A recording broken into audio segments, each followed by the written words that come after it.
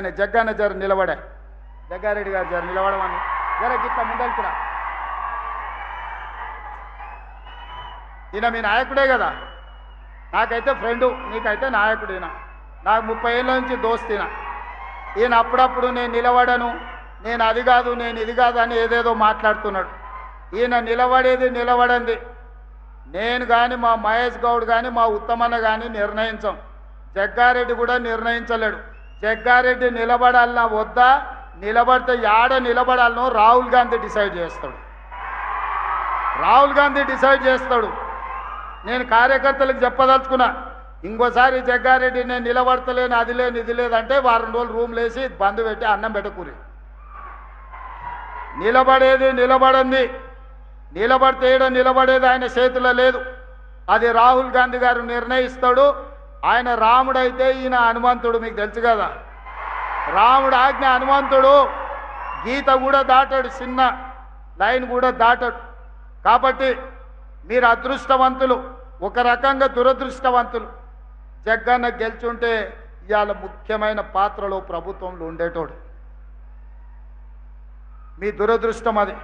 కానీ మీ అదృష్టం ఏంటంటే ఓడిపోయినా మీ ఎంబడే పిచ్చోన్లాగా మీతోనే తిరుగుతున్నాడా. నేను 100 సార్లు లేపిన, సిగ్గులేనాడరా పట్నంలో జరిసేపు నా ఎంబడా నుండి ఏం దాచిపెట్టిన లడ్డు సంగారెడ్డిలో అంటే తెల్లారగట్ల మళ్ళీ మీ దగ్గరికి వస్తాడు. జరిసేపు మా దగ్గర ఉంటాడు, మళ్ళీ ఎంబడే వచ్చి మీ దగ్గర ఉంటాడు. ఇంత మంచోడు. మీరు 100 కోట్లు ఇచ్చినా మీకు నాయకుడు దొరకడు, 1000 కోట్లు ఇచ్చినా, వజ్రాలు ఇచ్చినా దొరకడు.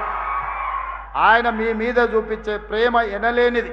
ఇట్లాంటి నాయకులు ప్రజా జీవితంలో ఉండాలి. నేను జగ్గన్నను సంతోషపెట్టడానికో టీవీలో స్క్రోలింగ్కో చెప్తలేను, నేను మనసు నిండా నమ్మింది చెప్తున్నా. ప్రజలకు ఏదైనా కుటుంబాన్ని కూడా వదిలేసుకొని, పిల్లల ఇల్లు వాకిలి పెళ్ళి అన్నీ వదిలేసి ప్రజల కోసం తిరిగే నాయకుడికి ఒకవేళ మార్కులు వేస్తే తెలంగాణ రాష్ట్రంలో నెంబర్ 1 జగ్గారెడ్డి వస్తాడు. నాకంటే కూడా